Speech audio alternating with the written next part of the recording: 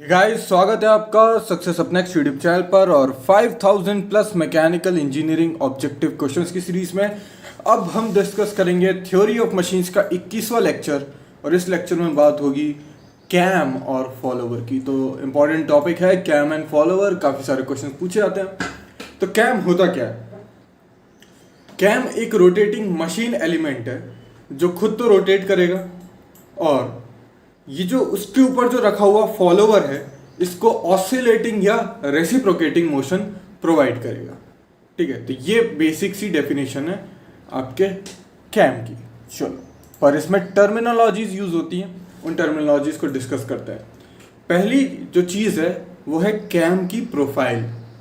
तो कैम की प्रोफाइल आप यहाँ पे देख सकते हैं, यहाँ पे डायग्राम दिखेगा और यहाँ पे जो नाम है वो दिखेगा।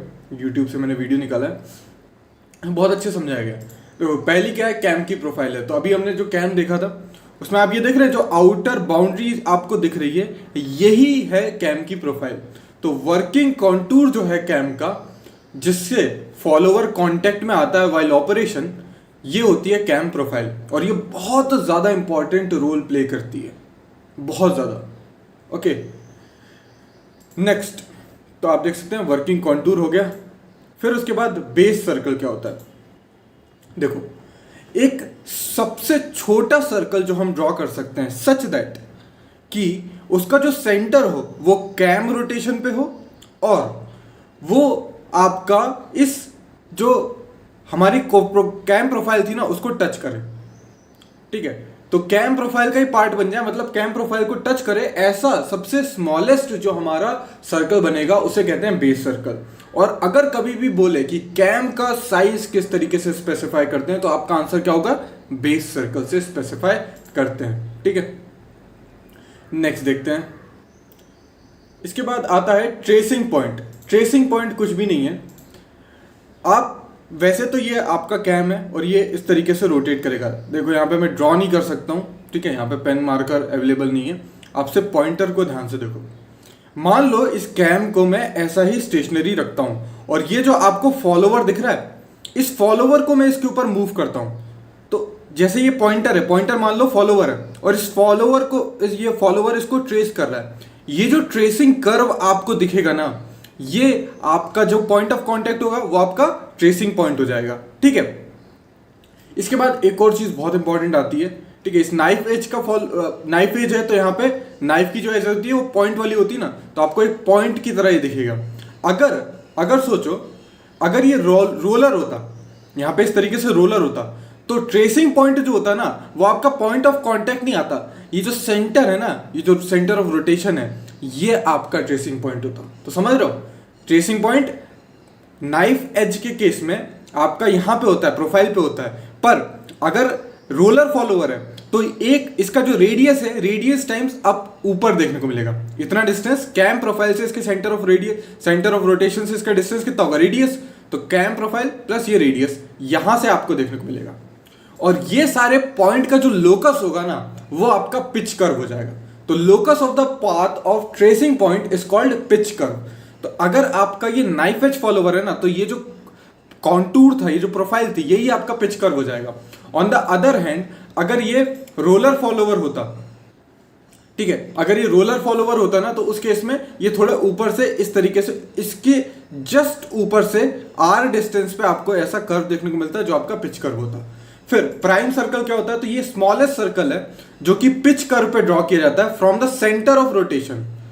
ठीक है, तो ये स्मॉलेस्ट सर्कल है आपका।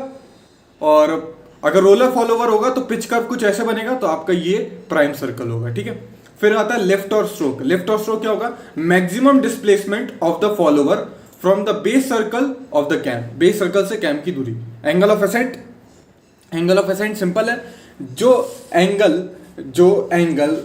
रोटेशन होगा while the rise of the follower, उसे कहेंगे angle of ascent. Angle of dwell में आपका जो फॉलोवर रहेगा वो स्टेशनरी रहेगा, और एंगल ऑफ डिसेंट में या फिर रिटर्न स्ट्रोक एंगल में आपका जो कैम है वो रिटर्न करेगा। ठीक है, ये आपकी चीज होती है। फिर एंगल ऑफ एक्शन क्या होता है? सबको जोड़ दो तो आपका एंगल ऑफ एक्शन बन जाएगा। ठीक है, सबको जोड़ देंगे तो एंगल ऑफ एक्शन बन जाएगा। प्रेशर एंगल क्या होता है? तो ध्यान से देखो, ये बहुत इंपॉर्टेंट है। प्रेशर एंगल देखो एंगल दो लाइन के बीच में होता है। एक लाइन होगी कि आप इस जो पिच कर्व हमको मिला था, इस पिच कर्व से एक टेंजेंट ड्रॉ करो, वो वाली लाइन, ये आपको दिख रही ग्रे वाली लाइन जिस पे मैं पॉइंटर घुमा रहा हूं। और ये जो फॉलोवर है, ये फॉलोवर दिख रहा है, इसकी लाइन ऑफ एक्शन क्या होगी, ये इस तरीके से होगी, इससे एक पैरेलल लाइन ले लो, तो ये जो लाइन हो, ये जो इनके बीच का एंगल होगा, ये प्रेशर एंगल होगा। ठीक है, बहुत इंपॉर्टेंट है। फिर नेक्स्ट चीज क्या बताएंगे, पिच पॉइंट। तो जहां पे ये जो प्रेशर एंगल है मैक्सिमम होता है, उसी पॉइंट को हम कह देते हैं मैक्सिमम प्रेशर एंगल। ठीक है, तो ये सारी चीजें हमारी हो गई। कुछ चीजें रह गई हैं, इस वीडियो में नहीं थी, वो हम यहां समझेंगे। तो ये हो गया हमारा कैम। आगे बढ़ते हैं। तो कैम एक रोटेटिंग मशीन एलिमेंट है, अभी हमने देखा, जो कि रेसिप्रोकेटिंग या ऑसिलेटरी मोशन प्रोवाइड करेगा किसी एक फॉलोवर को। कैम जो होते हैं वो रोटेटेड कर जाते हैं यूनिफॉर्म स्पीड पे, यानी कि इसका जो ओमेगा होगा वो यूजुअली कांस्टेंट रहता है। बट फॉलोवर का जो मोशन होगा वो डिपेंड करेगा कैम के प्रोफाइल पे, कैम की शेप पर। ठीक है, तो फॉलोवर कब राइज करेगा, कब नीचे जाएगा, कब स्टेशनरी रहेगा, ये कैम पे डिपेंड करेगा।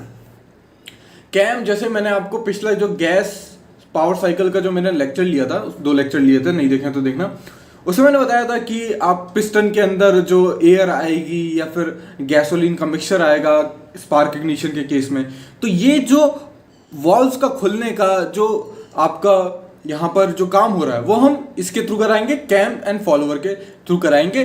कैम शाफ्ट आपने नाम सुना होगा, उसी से ऑपरेट होते हैं। तो इनलेट और एग्जॉस्ट वॉल्व जो होते हैं इंटरनल कंबशन इंजन के, automatic attachment to the machinery. ठीक है, पेपर कटिंग मशीन्स।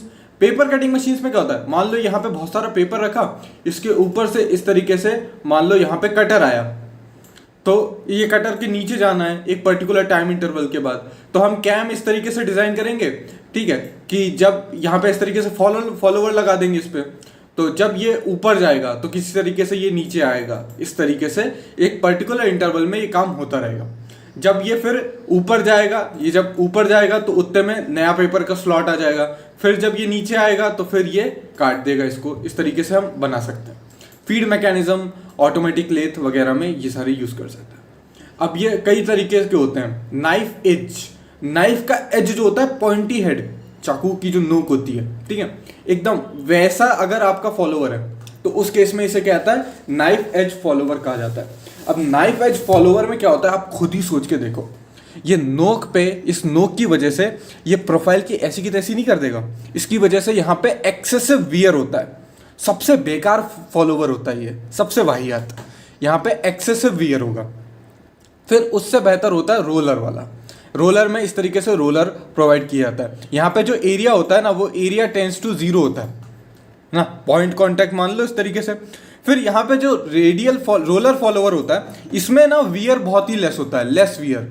कहीं कहीं तो आपको वियर एब्सेंट भी देखने को मिलेगा, वियर एब्सेंट वर्ड भी यूज किया जा सकता है इसके लिए। ठीक है, ये बेस्ट फॉलोवर होता है, रोलर फॉलोवर। ठीक है, बेस्ट फॉलोवर होता है, और जो आपके एयरक्राफ्ट इंजन होते हैं वहाँ पे इसको यूज भी कर लेते हैं, बेस्ट जगह बेस्ट यूज करेंगे। पर इसमें क्या होता है ना कि ये रोलर जो होता है ना, ये आप स्फेरिकल बॉल की तरह होता है, तो कभी कभी ना जहाँ पे मतलब स्पेस रिक्वायरमेंट जहाँ पे हाई होती है ना, वहाँ पे ये दिक्कत होती है, तो वहाँ पे इसलिए यूज होता है। ठीक है, साइड थ्रस्ट इसमें होती हैं, साइड थ्रस्ट भी आती हैं। ठीक है, और फिर फ्लैट फेस फॉलोवर होते हैं आपके, इसमें area of contact again tends to 0 हो जाता है, और जिसकी वजह से वियर इसमें थोड़ी सी ज़्यादा होती है, और मगर नाइफ एज के कंपैरिजन में ये कम वियर वाला होगा। ठीक है, नाइफ एज के कंपैरिजन में यहाँ पे वियर कम होगी, पर रोलर के केस से कंपैरिजन करोगे तो ज़्यादा होगी। कई बार देखो, इसको अगर आप नीचे से देखोगे ना, तो कभी ये ऐसा हो सकता है, अगर ये सर्कुलर क्रॉस सेक्शन का होगा, यहाँ पे तो आपको एक सिर्फ रेक्टेंगल दिख रहा है, पर नीचे से देखोगे ना, इसको नीचे से देखोगे तो अगर आपको ये सर्कुलर दिखता है तो इसको मशरूम फॉलोवर भी कह देते हैं। ठीक है, फिर ये आपका स्फेरिकल शेप फॉलोवर भी आता है। फिर अगर देखो, अगर ये जो कैम की एक्सिस थी और ये जो फॉलोवर की एक्सिस है, मूवमेंट है, वो एक ही लाइन में है, समझ रहा हूं, तो ये हो जाता है रेडियल कैम। ठीक है, इसे रेडियल कैम कह देते हैं। अगर यहाँ पे थोड़ा सा इसके बीच में ऑफसेट आ जाता है, इन दोनों के बीच में कैम की एक्सिस यहाँ से पास होगी और ये रोटेशन यहाँ पे, ये दो डिस्टेंस है, इसे कह देते हैं ऑफसेट। इसे कहते हैं ऑफसेट फॉलोवर। ऑफसेट जो है डिलिबरेटली प्रोवाइड किया जाता है ताकि प्रेशर एंगल कम हो जाए। प्रेशर एंगल कम होता है तो उसकी वजह से जो काइनेटिक फ्रिक्शन है वो रिड्यूस हो जाता है, साइड की जो थ्रस्ट आती है वो रिड्यूस हो जाती है। पर एक और दिक्कत होती है कि यहाँ पे स्ट्रोक लेंथ भी रिड्यूस हो जाती है। मतलब ये जितना, मान लो दोनों सेम अगर है और अगर ये मान लो 2 mm ऊपर जाएगा तो हो सकता है ये 1.5 ही जाए ऑफसेट देने के बाद, ठीक है, तो स्ट्रोक लेंथ गिर जाएगी। ये एक ड्रॉबैक होता है, पर ये किया जाता है ताकि प्रेशर एंगल क्या हो जाए, रिड्यूस हो जाए, जिससे फ्रिक्शन रिड्यूस हो जाएगा, साइड थ्रस्ट रिड्यूस हो जाएंगी। और ये एग्जाम में पूछा भी जाता है ये पॉइंट, ठीक है। फिर अब देखो रेडियल कैम हो सकते हैं। इसकी एक्सेस किस तरीके से होगी, इसकी एक्सेस कुछ इस तरीके से होगी, Z स्क्रीन से बाहर आती हुई, और इसका फॉलोवर का मोशन ऐसा होगा तो यहाँ पे 90 डिग्री बनेगा, मतलब ये परपेंडिकुलर है। और इसमें देखो इस जो कैम है इसकी एक्सेस किस तरीके से होगी, इस तरीके से होगी, ओके, और ये फॉलोवर का मोशन भी इसी डायरेक्शन में, तो इसकी जो एक्सेस है वो पैरेलल हो जाएंगी, ठीक है। तो ये होता है। फिर हमने ये सारी डेफिनेशन तो देख ही चुकी है। बेस सर्कल क्या होता है, smallest circle that can be drawn on cam profile. Cam profile क्या होती है, जो कॉन्टूर होता है आपके कैम का। ट्रेस पॉइंट क्या होता है, it is the reference point on the follower, it is used to generate pitch curve. Pitch curve को जनरेट करने के लिए होगा। अगर नाइफ एज है तो वो जो ट्रेस पॉइंट होगा वो पिच कर्व भी रिप्रेजेंट करेगा। अगर रोलर होगा तो उसमें जो सेंटर ऑफ रोलर होगा वो आपका पिच पॉइंट होगा। मतलब ये आपका अगर कैम इस तरीके से और रोलर फॉलोवर होगा तो रोलर का जो सेंटर ऑफ रोटेशन है ये आपका ट्रेस पॉइंट है। अगर नाइफ एज होता तो ये आपका ट्रेस पॉइंट होता। रोलर के केस में जो आपका पिच कर्व बनेगा वो कुछ इस तरीके से बनेगा, समझ रहे हो। और ये जो डिस्टेंस होगा कितने, आर के बराबर होगा, radius of roller. Pressure angle क्या होता है, अभी हमने देखा direction of the motion of follower, और एक नॉर्मल ड्रॉ करो पिच कर्व से, उन दोनों के बीच का जो एंगल होगा वो आपका प्रेशर एंगल हो जाएगा। और ये बहुत ज्यादा इंपॉर्टेंट होता है दोस्तों। अगर ये बहुत ज्यादा हो गया तो आपका जो फॉलोवर है वो जैम कर जाएगा, मूवमेंट उसकी फ्री होगी नहीं। पिच पॉइंट क्या होता है, तो पिच पॉइंट वो पॉइंट होता है जहां पे प्रेशर एंगल मैक्सिमम होता है। पिच कर्व क्या होता है, जो आपके पिच पॉइंट है ना उससे एक सर्कल पास हो और उसका सेंटर क्या होगा, सर्कल के पॉइंट एक सर्कमफेरेंस पे पिच पॉइंट आना चाहिए, और उसका जो सेंटर हो वो centre of rotation of cam हो। उस केस में वो क्या बन जाएगा, पिच सर्कल बन जाएगा, ठीक है। ओके, और फिर ये सर यहाँ पे देख सकते हैं फिर प्राइम है। प्राइम सर्कल एक स्मॉलेस्ट सर्कल है that can be drawn from the centre of the cam tangent to the curve. Knife edge के केस में जो प्राइम सर्कल है वो आपका बेस सर्कल और प्राइम सर्कल आइडेंटिकल होते हैं, ये एक ऑब्जेक्टिव क्वेश्चन है। और रोलर के केस में प्राइम सर्कल जो होगा वो बड़ा होगा बेस सर्कल से, ठीक है। लिफ्ट और स्ट्रोक जो है वो मैक्सिमम डिस्टेंस जो ट्रेवल करेगा, ठीक है। और ये पिच कर्व हमने देख ही लिया था, जो curve generated by the trace point is known as pitch curve, ठीक है। साइज ऑफ द कैम बताना है तो बेस सर्कल से बताते हैं। अभी देखा pitch point on the cam, pitch point वहां पे जहां पे प्रेशर एंगल मैक्सिमम होगा। अब क्वेश्चंस आ रहे हैं, मैं आपको थ्योरी बता चुका हूं तो हम थोड़ा सा तेजी में आगे बढ़ेंगे, ठीक है। अगर pressure angle of a cam is the angle between direction of the flow and normal to the pitch curve, pitch curve से जो नॉर्मल होगी उसके बीच का जो एंगल होगा वो हमारा प्रेशर एंगल हो जाता है। तो यहाँ पे पिच कर्व आ जाएगा। द प्रेशर एंगल अगर कब कितना होगा, जब जैमिंग होने लग जाए। जैमिंग के लिए प्रेशर एंगल बहुत ज्यादा होगा, तब वो जैम होना चालू हो जाएगा, ठीक है। Next question, in the cam drive with the uniform velocity follower. अगर यूनिफॉर्म वेलोसिटी का फॉलोवर है तो जो शार्प कॉर्नर्स होते हैं डिस्प्लेसमेंट डायग्राम में उन्हें राउंड ऑफ कर दिया जाता है at the beginning at the end of the stroke, ठीक है। ऐसा क्यों किया जाता है, मतलब कि सोचो अगर कांस्टेंट वेलोसिटी है, मतलब वेलोसिटी कांस्टेंट रहेगी, कम होगी तो एकदम से कम हो जाएगी, फिर कांस्टेंट, फिर ये इस तरीके का ग्राफ बनेगा। मान लो यहाँ पे एक्स वाई एक्सिस में क्या था, वेलोसिटी था, यहाँ पे थीटा था, और थीटा ही क्या है, एक तरीके से टाइम को रेफर करेगा, ठीक है ना, क्योंकि थीटा टाइम के साथ वेरी करेगा। तो इस तरीके से टाइम के साथ आप उसको कनेक्ट कर सकते हो। अब आप खुद ही सोचो, मान लो यहां इस पॉइंट पे देखो, एक ही इंस्टेंट में आपकी वेलोसिटी v से 0 आ गई। एक्सेलरेशन क्या होता है, dv/dt होता है। कितना टाइम लगा, या सीधी लाइन आ गई, मतलब dt टेंस टू क्या है, dt टेंस टू 0 है, नीचे 0 आ रहा है, मतलब a क्या हो जाएगा, a टेंस टू इन्फिनिटी हो जाएगा। एक्सेलरेशन इनफाइनाइट हो रहा है, इनफाइनाइट एक्सेलरेशन हो रहा है। तुमको नहीं लग रहा अगर मैं बहुत ही तगड़ा इनफाइनाइट एक्सेलरेशन दूंगा तो एक धक्का आएगा, एक झटका लगेगा, उस झटके को क्या कहते हैं, जर्क कहते हैं। और ये जर्क बहुत ज्यादा हो जाएगा और इसकी वजह से ना जो आपका जो फॉलोवर का मूवमेंट है ना वो बहुत ही ज्यादा एब्रप्ट हो जाएगा, बहुत ज्यादा जर्की हो जाएगा, वाइब्रेशन इंड्यूस करेगा। और ऐसा हम कभी नहीं चाहते। हम चाहते हैं हमारा जो इंजन है, हमारी जो मशीनरी है वो एकदम स्मूथ वर्क करे। इस वजह से मैं क्या करूंगा, यहां पर ये जो इंस्टेंटली ये ऊपर जा रहा था ना, इसको मैं थोड़ा सा ग्रेजुअल कर दूंगा। और ग्रेजुअल करने के लिए मैं यहाँ पे राउंड ऑफ कर दूंगा। और इस राउंड ऑफ को क्यों करूंगा, ताकि ये जर्क ना है। तो यहाँ पे जो एक्सेलरेशन है वो आपका फाइनाइट लिमिट्स में होना चाहिए, इनफाइनाइट नहीं जाना चाहिए। समझ गए? चलो, cam follower generally use in automobile engine, spherical face follower. ठीक है, cam generally use in aircraft engine. Aircraft में कौन से यूज होते हैं, अगर एयरक्राफ्ट की बात करें तो यहाँ पे रोलर फॉलोवर यूज होगा। ठीक है, रेडियल कैम में क्या बताया था मैंने, रेडियल कैम में डायरेक्शन जो होगी परपेंडिकुलर होगी कैम एक्सिस से। मतलब जो मैंने शुरुआत में डायग्राम दिखाया था, ये इस तरीके से रेडियल कैम था, ये इस तरीके से घूम रहा था, इसके ऊपर फॉलोवर था, फॉलोवर की डायरेक्शन ये थी और रेडियल की एक्सिस ये थी, तो ये आपस में परपेंडिकुलर थे। ठीक है, सिलेंड्रिकल में क्या था, इनकी जो एक्सिस थी वो पैरेलल थी। ठीक है, लो एंड मॉडरेट स्पीड पे कैम एंड फॉलोवर यूज होता है सिंपल हार्मोनिक मोशन। ठीक है, एसएचएम यूज होगा। हाई वेलोसिटी में एक ही नाम है, साइक्लॉइडल। जितनी खराब ये साइक्लॉइडल प्रोफाइल गियर में होती है ना, गियर में हम कभी साइक्लॉइडल प्रोफाइल यूज नहीं करते। ठीक है, मगर यहां पर ये बेस्ट, हाई स्पीड में साइक्लॉइडल प्रोफाइल बेस्ट होती है, तो याद रखो। फिर कुछ स्पेशल टाइप के कैम और रोटेटिंग एलिमेंट होते हैं, जिसमें आता है एक tangent cam. Tangent cam roller follower, इसमें क्या होता है, देखो यहाँ पे दो सर्कल ड्रॉ किए हुए हैं, आपको दिख रहे होंगे। ये एक सर्कल है और एक ये नीचे वाला बड़ा वाला सर्कल है। इस सर्कल से एक टेंजेंट ड्रॉ करी सच दैट ये बड़े वाले सर्कल से भी एक टेंजेंट हो। और इस टाइप का जो हमारा कैम बनेगा, यहां से मान लो इसको रोटेट कराएंगे, इस तरीके से ये रोटेट करेगा, तो इस टाइप का जो हमारा कैम बनता है उसे कहते हैं टेंजेंट कैम। और इसके ऊपर एक रेसिप्रोकेटिंग रोलर फॉलोवर आ जाएगा, इस तरीके से रोलर फॉलोवर आ जाएगा। ठीक है, आप देख सकते हो कहां कहां से ढूंढ के डायग्राम लाने पड़ते हैं मुझे, ये बुक में नहीं थे, बुक में सब चीजें बता रहा है, पर क्या आर, क्या कौन सा आर, मिनिमम रेडियस कहाँ का है, कुछ भी नहीं था, तो मैंने सब ढूंढा है।